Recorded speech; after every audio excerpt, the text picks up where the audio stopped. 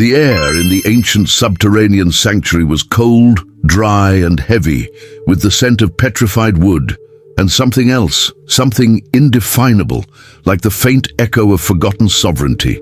A single, slender beam of moonlight, fractured by a hidden aperture high above, illuminated a colossal, intricately carved stone tablet that dominated the center of the room. Upon its surface, etched in a language long lost to common man, were not the familiar narratives of creation, but images of a woman crowned with celestial fire, her form subtly intertwined with the majestic coils of a winged serpent, her eyes holding the wisdom of ages, her stance radiating fierce independence and primal power. Before this tablet, a lone figure knelt, their silhouette stark against the shimmering light, hands outstretched towards a swirling vortex of mist that seemed to coalesce from the very stone. From the depths of this ethereal mist, a low, resonant hum began to emanate, a sound that vibrated not through the air, but through the very bones, a whisper from the primordial past. What forgotten queen, existing before the narrative of Eve, ruled as the first sovereign of humanity, her story deliberately erased because her power threatened the very foundations of patriarchal control? And what profound truth about our origins does her existence truly reveal? What timeless secret did this enigmatic scene conceal? And what profound revelation awaited the one who dared to look beyond the accepted Genesis, to perceive the delicate threads of a hidden, primal feminine? Sovereignty? My name is Lyra, and the call to something beyond had been a persistent, almost haunting echo within my soul since my earliest memories. It wasn't a voice in the conventional sense, no audible sound, but a deep, undeniable resonance that pulled me towards the hidden currents of the world, towards the whispers of forgotten lore, towards the shimmering edges of reality where myth and history intertwined. My journey began not in a grand temple or a bustling city, but in the quiet solitude of my own mind, in recurring dreams of a vast, primordial garden, not of innocent bliss, but of raw, untamed power, where a woman with eyes like molten gold walked freely among colossal serpents, commanding the very elements with her voice, her presence radiating an authority that predated all known creation stories. These visions were always accompanied by a profound sense of recognition, a deep knowing that the narratives I had been taught were incomplete, that something vital had been omitted, deliberately obscured. It was in an old, forgotten library, tucked away in the labyrinthine alleys of a bustling ancient city, its existence known only to a select few, that I stumbled upon a tattered, fragmented codex. Its pages, brittle with age and smelling of dried herbs and ancient ink, spoke of a first dragon queen, a sovereign who existed before Eve, a woman of immense power and wisdom who was erased from the canonical texts because her very existence challenged the emerging patriarchal order. The Codex hinted that this queen was not a myth, but a historical and archetypal reality, a figure who embodied the full spectrum of the divine feminine, fierce independence, primal wisdom, creative power, and an unshakable connection to the earth and the cosmos. It spoke of a clandestine order, the daughters of the primordial flame, who had dedicated themselves to preserving fragments of her story, embedding them in symbols, myths, and even in the very structure of human consciousness itself. This library, with its scent of aged paper and forgotten wisdom, its shelves laden with scrolls that seemed to hum with ancient energy, became my first sacred setting, a silent sanctuary where the seeds of my true quest were sown, where the whispers of my visions began to take tangible form, urging me to seek the truth of this ancient, enigmatic erasure.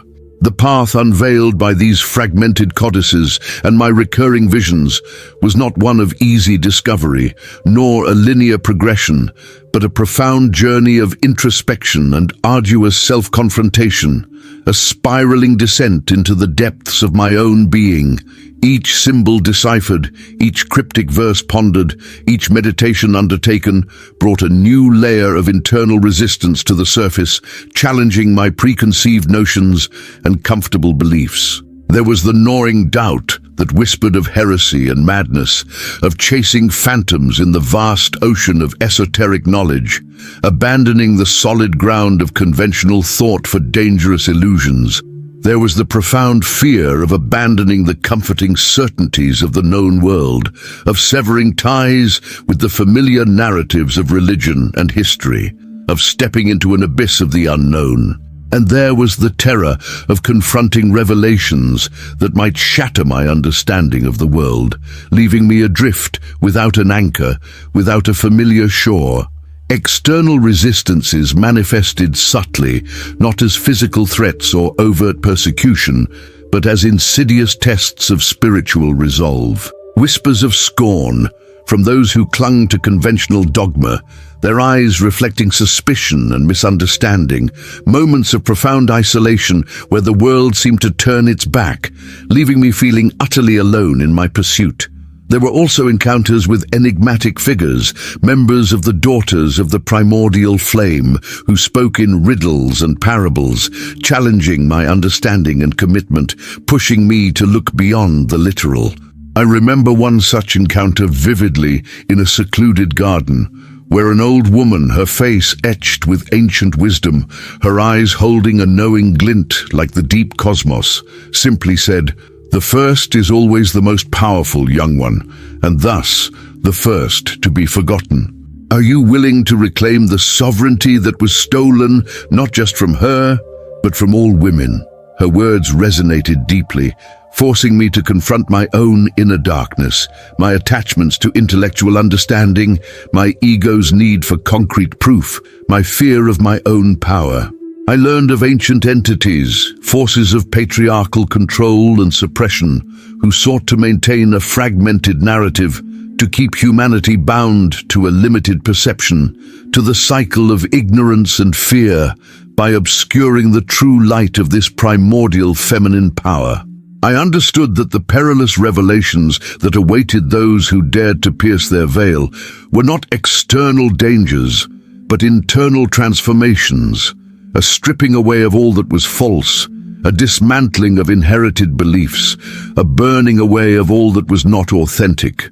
The journey was a series of profound losses, the loss of my simplistic understanding of history and theology, the loss of my fear of societal judgment, the loss of the self I had carefully constructed over a lifetime.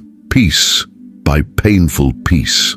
Each loss, however, brought a deeper understanding, a clearer vision of the path ahead, a sense of shedding old skin to reveal something more authentic, more ancient, more aligned with the universal consciousness.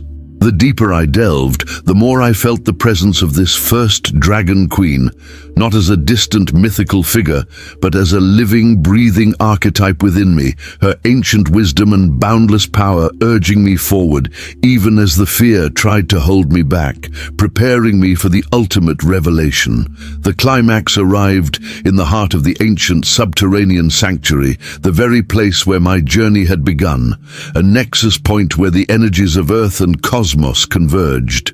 The air was now charged, almost electric, carrying the faint scent of ozone and ancient power, and the moonlight beam intensified its glow, casting vibrant, shifting colors across the colossal stone tablet, illuminating the intricate carvings with an ethereal dance. In the center of the chamber, the image of the crowned woman intertwined with the serpent began to pulse with an inner light, mirroring the symbol of the eye within a spiral, now glowing intensely.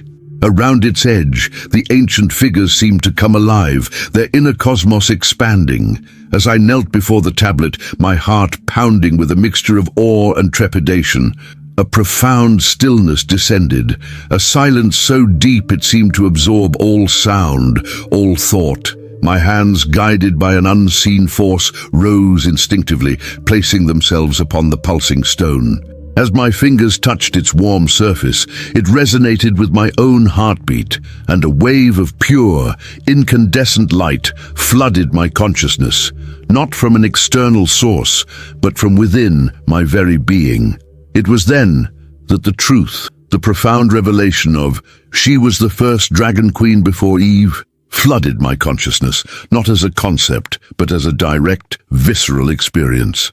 I saw not a single historical event, but an unbroken stream of consciousness, a sacred current flowing through all humanity, carefully encoded and passed down, waiting for this very moment. The first dragon queen was revealed not as a literal individual, but as a powerful archetype, a representation of the primordial feminine principle that existed before the narratives of submission and dependence were imposed. She embodied Lilith, the first woman who refused to be subservient, combined with the wisdom of the serpent, the Kundalini energy, and the primal creative force of the earth. Her story was erased, not because it was false, but because it was profoundly true and deeply threatening to the emerging patriarchal structures that sought to control and diminish the feminine. The narrative of Eve, the second woman, was crafted to replace her, presenting a more submissive, dependent archetype, thereby legitimizing male dominance and female subjugation. The Dragon Queen represented sovereignty, independence, wisdom, and a direct connection to the divine, unmediated by male authority. The impact was overwhelming, a wave of pure, unadulterated truth that simultaneously shattered and rebuilt my entire being, dissolving all previous limitations and expanding my consciousness beyond measure. I felt a connection to every sentient being, to every star in the vast cosmos, to the very fabric of existence, a profound sense of belonging to something infinitely vast and ancient, yet intimately present. It was a revelation that transcended words, a direct communion with the source, a memory of a time when I, too, was part of that sacred knowledge, an emanation of the universal consciousness. Tears streamed down my face, not of sorrow, but of a profound, almost unbearable understanding, a recognition of a truth that had always resided within me, waiting to be awakened, to be remembered. The world I knew, the library, the ancient codices, my very identity, dissolved into this boundless truth, only to be reformed, imbued with a new, deeper purpose, a sacred mission to share this awakening. If you enjoy these kinds of stories, make sure to like this video, subscribe to our channel, and turn on the notification bell so you never miss any of our content. And tell us in the comments where you are watching from. We would love to know. The revelation, though profoundly illuminating and liberating, brought with it an immense sense of quietude, a solitude born of seeing beyond the veil, of perceiving the world through the eyes of this awakened inner wisdom. The world I had known, with its clamor and distractions, its superficial concerns and fleeting pleasures, now seemed distant, almost translucent. Its illusions starkly apparent, yet no longer binding. I chose a period of profound contemplation, retreating from the bustling world and the company of others, seeking refuge in a secluded ancient forest, a place where the wind whispered ancient secrets through the leaves of colossal trees, and the dappled sunlight offered solace, its shifting patterns a constant reminder of the dynamic truth I had witnessed. There, under the boundless canopy of the forest, with the earth as my bed and the stars as my ceiling, I entered a state of deep meditation, a profound stillness that allowed the insights to integrate, to settle into the very core of my being, transforming me from the inside out. The forest became my sanctuary, the ancient trees my teachers, their silent strength reflecting the resilience of the spirit, the changing seasons my rhythm, mirroring the cycles of life and death, of awakening and slumber. I spoke in codes, in metaphors, to the rustling leaves and the flowing streams, to the silent stones and the soaring birds, attempting to translate the ineffable into something comprehensible, even if only to myself, knowing that the full truth was beyond human language, beyond the grasp of the rational mind. The conflict within me, The struggle to reconcile the profound truth of the first Dragon Queen with the limitations of human perception, with the demands of earthly existence, slowly dissolved into a profound insight. The external world is a reflection of the internal. The universe is not separate from us. We are an integral, conscious part of it. The silence of the forest was not empty but full, pregnant with the wisdom of ages, a wisdom that spoke of interconnectedness, of the eternal dance between light and shadow, of the constant loving call of the divine that permeates all existence. I understood that the ancient orders had not hidden the truth out of malice or to hoard power, but out of a deep understanding of human readiness and the sacred timing of awakening, knowing that truth, when revealed prematurely, can overwhelm rather than liberate. The story of the first Dragon Queen before Eve was not meant to be forced upon humanity, but to gently guide those who were ready to hear its subtle whisper, to remember their own inner sovereignty, their own capacity for boundless wisdom and compassion, their own divine heritage, and to reclaim the power that was stolen. My time in the forest transformed me utterly. I emerged not as a recluse, forever separated from the world, but as a messenger, burdened with a truth that could either liberate or overwhelm, depending on the readiness of the recipient, on the openness of their heart and mind. I knew I could not simply speak of what I had seen, for words alone would be insufficient, easily misunderstood or dismissed. It had to be encoded, preserved for those who were ready to receive it, for those whose hearts resonated with the ancient call, with the deep yearning for truth. My final act was to transcribe my visions, my insights, my profound experiences into a series of intricate symbols and allegories, etched onto durable parchment and bound into a single, unassuming codex. This codex, filled with the Gnostic revelation of the first Dragon Queen, the wisdom of primordial feminine sovereignty, and the path to spiritual liberation through self-discovery and the reclamation of inner power, I then concealed within a forgotten niche in the very ancient sanctuary where my journey had begun, a place accessible only to those who possess the key of true understanding. A key not of metal or earthly power, but of an awakened spirit, of a heart attuned to compassion and wisdom, a mind open to the mysteries. It was a legacy, a silent invitation to future generations to embark on their own journey of remembrance, to seek out the inner light, to cultivate boundless compassion, and to heed the voice that gently, persistently, calls them home from the illusions of this world. I understood that the ultimate truth could not be given, could not be taught in a conventional sense,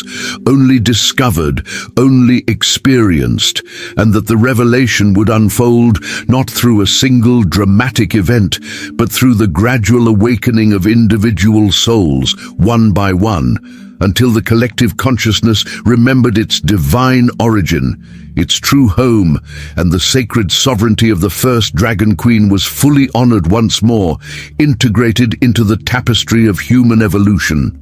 And as the sun set over the ancient lands, casting long shadows across the forest, painting the sky with hues of violet and gold, one could almost hear the faint, eternal hum of the universe, a whisper from the heart of existence itself, a symphony of wisdom and compassion, inviting all who dared to listen to remember their true, boundless origin and to follow the voice that calls them home. And if you like this story, you will definitely love the next one that's appearing on your screen. Don't forget to subscribe to our channel, leave your like, and activate the notifications. See you in the next one.